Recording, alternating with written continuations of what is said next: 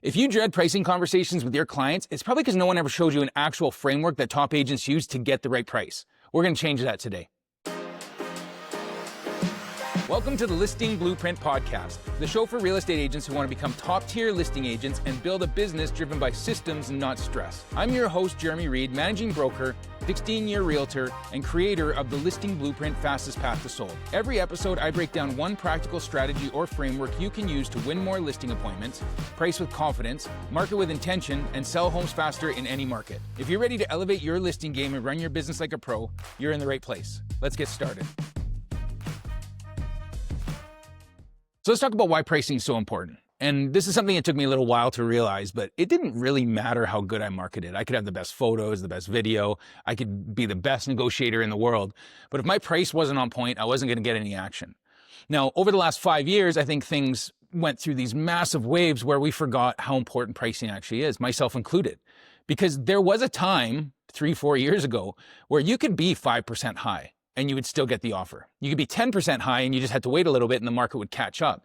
So pricing became kind of a back thought, and we all focused on marketing, how we were going to present the home, how we're going to market the home, how we're going to negotiate the strongest, because sellers really felt like they didn't need us. That was my feeling in my market anyway, is that they thought, well, we could just price it whatever and we're going to get multiple offers, so what difference does it make?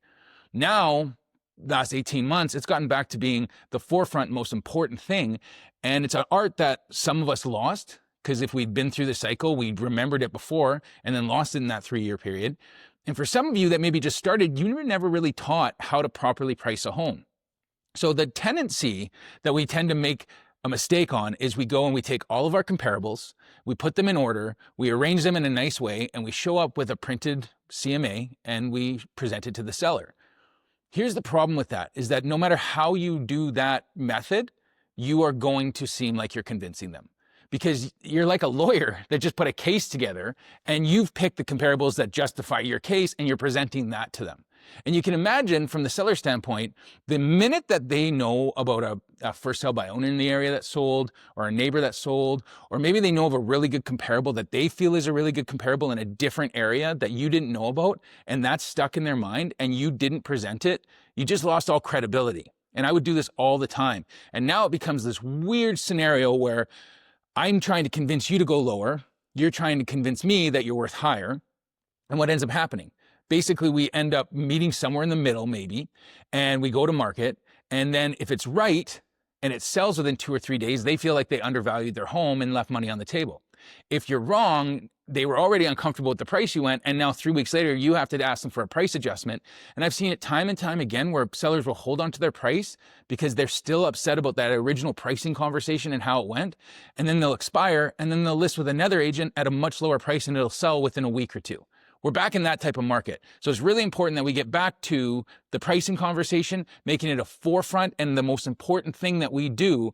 And if you're going to have a 2-hour presentation with the client, I would say at least an hour to maybe an hour and a half should just be on pricing. The rest of it is kind of in the back seat. You're going to market it well. You're going to do everything well. You're going to put it on MLS. It's going to get the exposure. But at the same time, if we don't get this price right, none of that matters. And we're going to sit on the market like 60% of the other homes on the market and just not sell. Now, before we jump into the actual conversation that matters to get the price right, let's first look at what are the 7 mistakes that most agents make when they're listing a home that really kind of sets them up for failure right from the start. Mistake number 1, too wide of a comparable range. Now, this is important because if you are going to narrow down a bunch of comparables, you're going to start wide. Everybody's going to start on this wide range of homes, but you need to be able to narrow it down into weight classes. And this is something that I didn't really get. I would use these massive ranges because I wanted to give myself some leeway. 100,000, 200,000 ranges. Here's all the comparables. And I thought giving them more information meant that it was going to be easier for them to make a decision. And it's not. They need to know that you looked at the high range. But when it comes down to the actual conversation with them, we need to narrow it down to a weight class. Now, in most markets, weight classes are between $25,000 and $35,000. Some of them are as high as $50,000. What that means is, say $1 million to $1.05 million typically will be a different type of home selling than $1.05 million to $1.01 million. which will typically be different than $1,100,000 to $1,150,000. So these are weight classes of homes. And when we think in this terms, we can start wide when we're having the conversation with the client and talking them through it. But we ultimately want to take the 50 or 60 comparables that we're looking at and narrow down to our top 5 comparables in a specific weight class. It's easier for them to understand. It's easier for you to understand. And it really kind of narrows it down so they have a better time making a decision. They look at 4 or 5 comparables and it makes sense to them. They're not looking at 50 because they're not going to remember it at the end of the day anyway. Mistake number 2, avoiding absorption rate. Now, if you weren't taught absorption rate, it's something you should learn because it's important. If you were, a lot of us don't take the time to really know this number. But absorption rate, very simply put, is if your home is a product and you're putting it on the market, there's other products that are going to be similar to your home. So how often in the last 6 months or 1 year does your type of home sell? Usually I do about 6 months. So in the last 6 months, let's say that products similar to your home sell about 5 or 6 a month. And there's 12 homes that are on the market. Well, that would mean that you're in 2 months of absorption, because if nothing else listed, 6 homes will go this month, 6 homes will go next month. There'd be no more homes on the market. Now, that's not the case because there's obviously refresh and new listings that come up, but it's a good way for you to understand where you're positioning. The second thing that's really important for the seller to understand is in a lot of markets, we're up to 5 or 6 months. So there might be 6 months or 6 sales every single month, but there could be as high as 30 listings. And that would be 5 months of inventory. Well, now we're right on a balanced market, maybe even teetering to a buyer's market. And we have to make some decisions here. How fast do you want to sell? Because here's the thing, and why absorption is so important. If there's 30 homes on the market and we know 6 are going to sell, and of those 6, they're going to happen in the next 30 days, and the seller wants to move in the next 30 days, they need to understand that we need to know about the 30, but we need to narrow down to our top 6, and we need to position ourselves to be one of the next 6. Because if we're not one of the next 6 that sells, we're not going to sell in the next 30 days. And then we're going to get pushed to 60 days. And then we're also going to have a bunch of competition come up that we don't understand. So absorption rate is going to give you an idea of where you need to be to get that 30-day time frame, 60-day time frame, 90-day time frame. We always shoot for 30 days because that's going to be the best result for them anyway, but they need to understand this. And if they understand this, it makes it easier to get the right price, because they're looking at, okay, who are our top 6, not who are we competing with that are the 30. And they're really not looking at how they're the best in show of a bunch of those 30, because probably a lot of those aren't selling in those first 30 days. Mistake number 3, no pricing visuals. I love graphs, okay? I love spreadsheets. I love all those things. I think a lot of us do. It's an easy way to frame and understand what we're doing. But they visually don't understand numbers. They need a visual to go with why you're talking through the pricing that you're doing. So it's important that even if you have your CMA or all your comparables arranged really nicely, don't show them numbers. There's nothing visual about numbers. There's very little that's visual. I mean, graphs are a bit better, but you want them to see what you're talking about. So Mr. and Mrs. Seller, here's the 30 homes that are on the market that we're competing with right now. Now, of those 30, I went through each one individually, and I really narrowed it down to the 6. And I'll talk about why it's important that we focus on the 6, but let's talk about why I think of the 30, 24 of these aren't our biggest competition. And I go through it. Here's listing number 1 on my laptop. Here's what I see. Here's why I didn't think it was a good comparable. Would you agree with that? Yes, I would. Move it. Here's number 29. It takes time. I'm telling you, pricing takes time, because until they understand the market fully, you've been in the market for how long? They're just learning about it now. They only see usually active listings. They don't see sales. They haven't been tracking what's been actually happening. They've heard half stories from people that weren't even true. They need to understand what it is you're doing. And if you show up with just those 6 and then show them in a graph or show them in a spreadsheet, that doesn't mean anything to them. But if you go, I looked at all 30 homes and this was my work. It's like the magician showing the card up his sleeve. This is all the work that I did to get down to these 6, and you show them your work. Now, when you get to those 6, it makes sense to them. Now we can actually have a pricing conversation with those 6, which we'll talk about at the end of the episode. Mistake number 4, letting sellers try high. You can always start high, you can come down, right? Here's the truth about it. There are numerous studies out there that show that within the first 6 weeks of going to market, you will have the highest amount of interest and you will obtain the highest list to sell ratio. You'll get the closest to your asking price if you get an offer in those 6 weeks. In fact, in my market, it's so dramatic that you lose just about 0.5% every single week you're on the market for the first 6 weeks. So why is that? Well, it makes a lot of sense if you think about it. You can get graphs from your MLS, so you can just track the stats and see every home that sells within 6 weeks will sell for more than after 6 weeks. That's why I do my 6-week selling system, which is really the listing blueprint. But I tell people we're going to sell in the first 6 weeks or less, or we're going to try to anyway. And 90% of those do. And the reason they do is because when they see this graph and they understand that 90% of the market makes that mistake, because we intuitively think that, oh, we can always start high and then we can come down. You can, but there's a problem with that. The problem is after your first 6 weeks on the market, think about your home as a new product coming to market.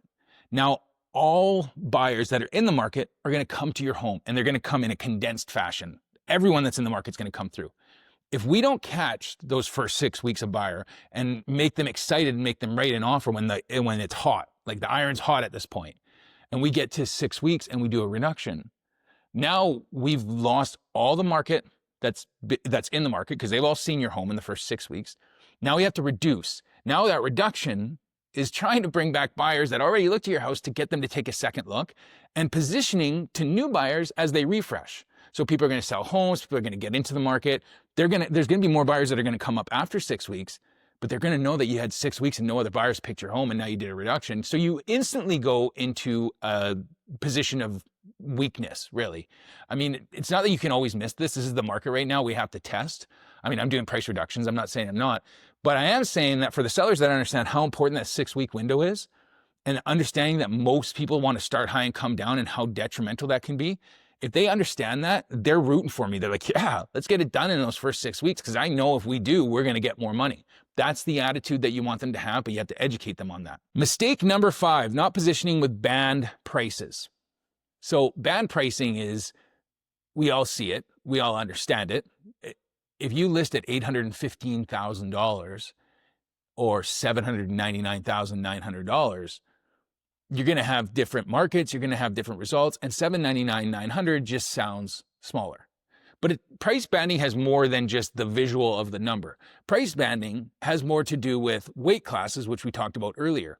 So when a seller's trying to come up with a price, we think that we need to tell them this is what it's worth. Because such and such sold for $810,000, we'll go $815,000 and give ourselves a little bit of negotiation.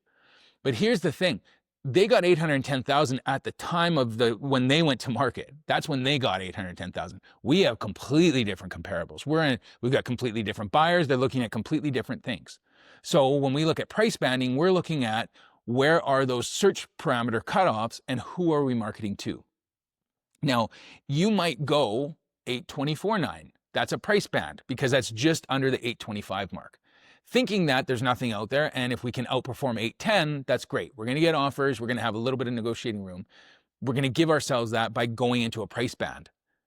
Or we might look at that and say, hey, what's between $775,000 and $800,000? Because you know what? For us to get to $810,000, we want as much interest, and we want it strong, and there's other terms, there's things that come in. But Mr. and Mrs. Seller, if we go $824,900, this is everything that we're competing with. And the people that are looking at our homes realistically probably can afford more than $825,000.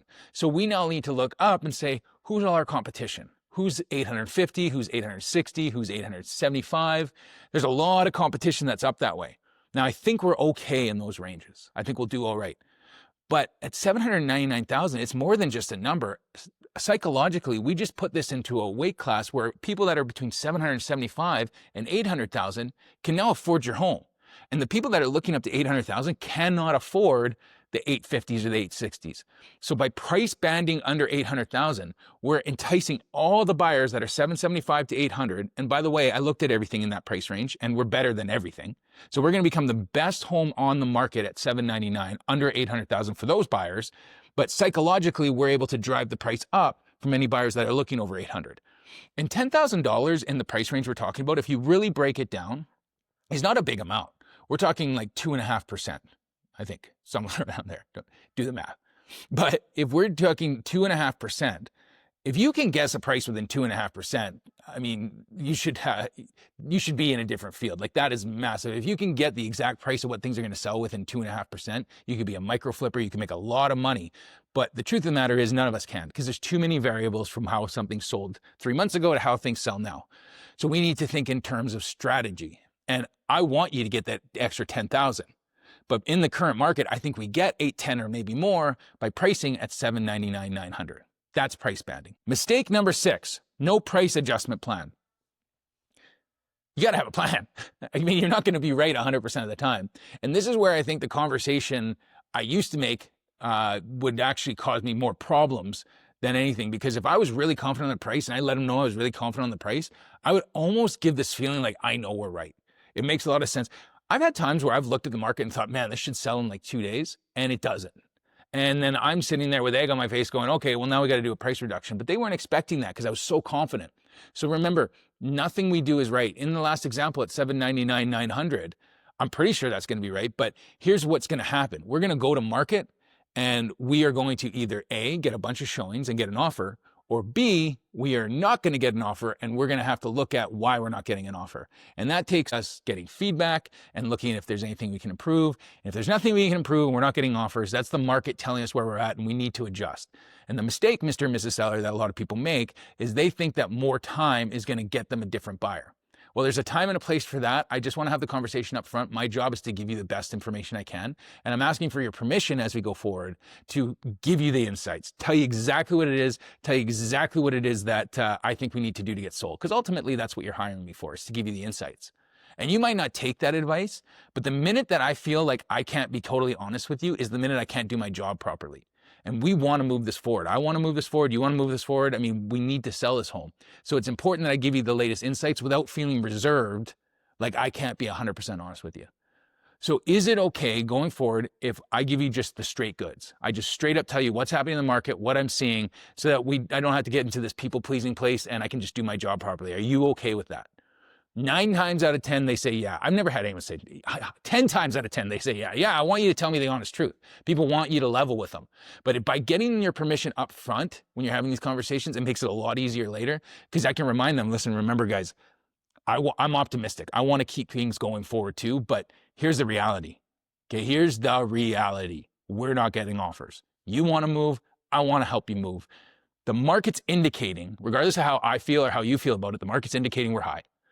So we should adjust. A lot easier if you get the permission up front. Last mistake is number 7, and that's not teaching the strategy. Every price should have a strategy behind it. Why are you putting that price out? And they should understand it. Just like we talked about in the last 6 mistakes and got to this point, there is a strategy behind what you're doing. You're sending a message to the market. And whatever that message is, it should be clear in your mind what you're sending to the market, and it should be clear in their mind. And there's really 3 messages you're saying to the market. If you're doing a prestige pricing, okay, you're pricing high, intentionally, there's a reason. So you might use prestige pricing when there's something so unique and so awesome about that home that you want the buyers to take a second look and be like, why is everything else listed at $850 and this one's at $925? What could be so special about that home that is priced that much? You intrigue them, you bring them through, and then you present. This is why. This is something that's so unique here that it's worth $75,000 over the other ones that are $850. Now, this is a tough strategy, Mr. and Mrs. Seller, because we are asking the client to pay $75,000 for this unique feature. But if we're really confident in that, we can get them. And this makes sense. And maybe only 1 out of 10 buyers will actually see value. We'll have to have 9 showings that are going to say we're overpriced. But we're aiming for that 1 in 10. Now, the success rate isn't super high. Are you okay with this? Yes? All right. That's prestige. Seam line pricing. We're pricing less than the active comparables, but a little more than last sales. This is probably the sweet spot where 80% of your homes are going to be listed. Mr. and Mrs. Seller, our goal is to outperform what the market's done. So we want to do more than what the last couple sales did. And here's the advantage. Most people start high and they come down. We talked about that earlier. So if we look at everything on the market, they're pricing quite a bit higher than what things are selling for. So if we can price ourselves right in the middle, we become the best expressed value over everything that's on the market. But if we hit our target, we can actually outperform. This is the sweet spot. Now, this works in a balanced, maybe a semi-inclining market. That's where you want to be seam line. And then the third one is what I would call the launch pad or the worry price.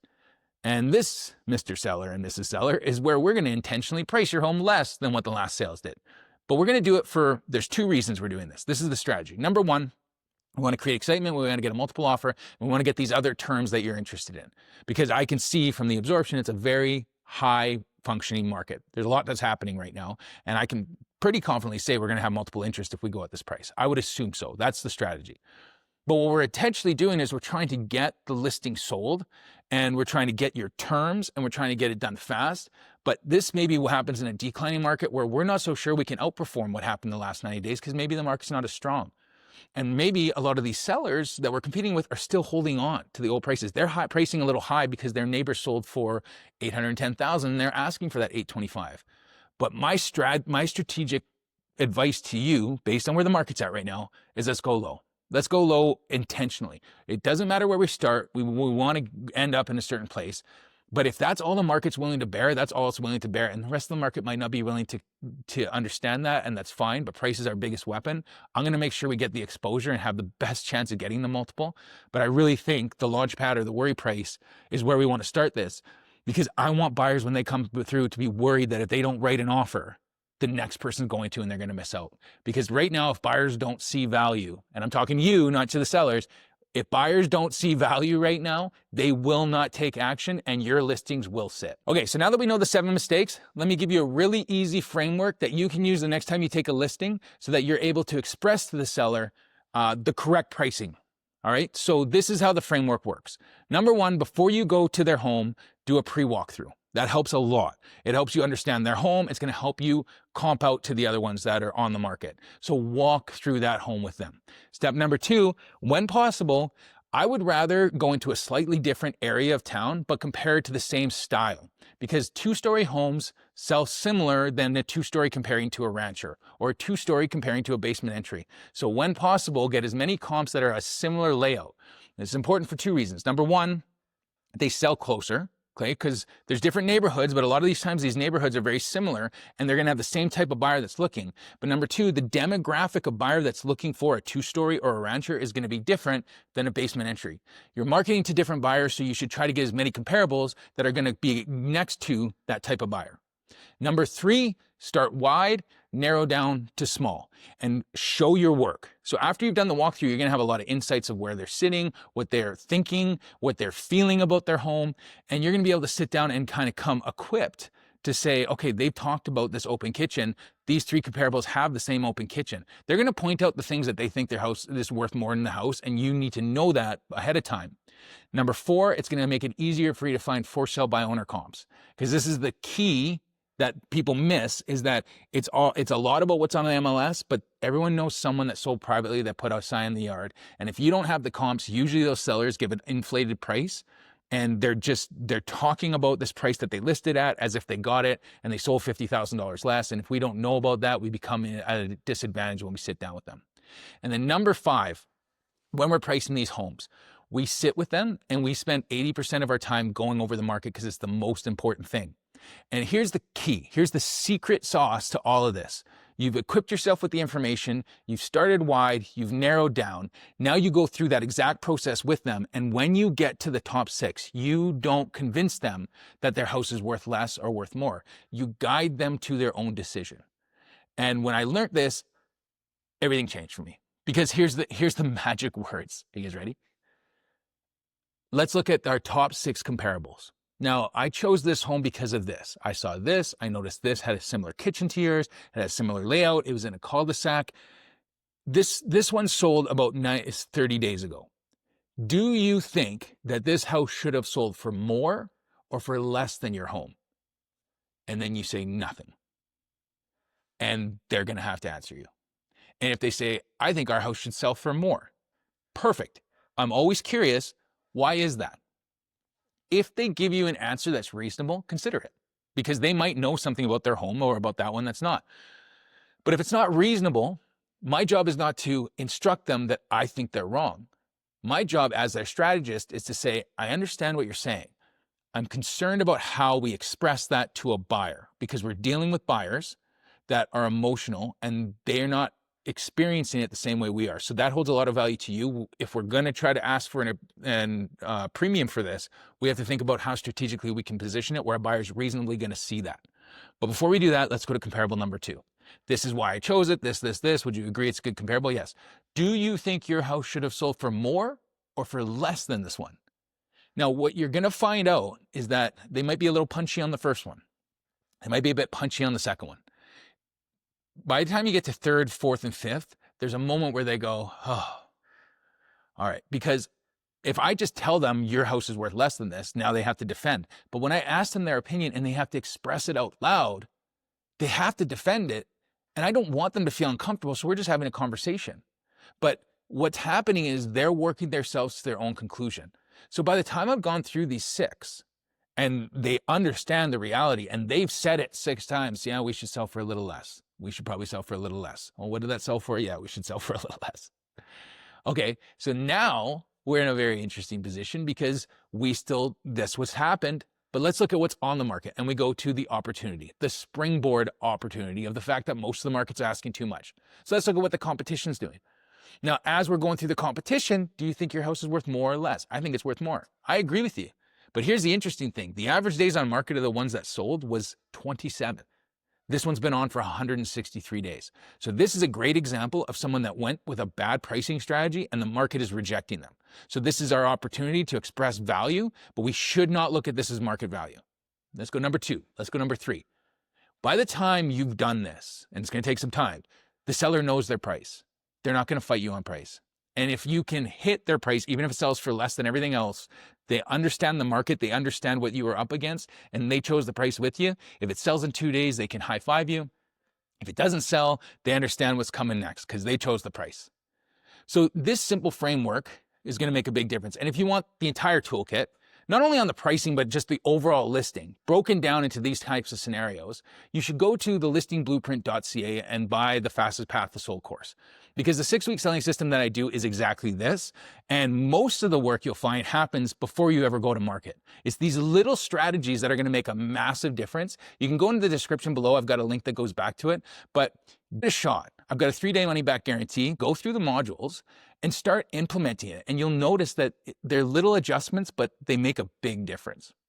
So that's it for the episode today, guys. I hope you got something out of it. If you're interested in these types of things, follow for more. I try to put out a weekly podcast where we focus on these exact types of strategies. Go out, action. And if you're on YouTube, comment. I want to hear from you. I want to know what it is. If you use one of these strategies and you get some success, email me, comment on YouTube, just reach out to me. I want to hear about it because that's at the end of the day what the biggest part of the show is giving you something that you can action and actually get results.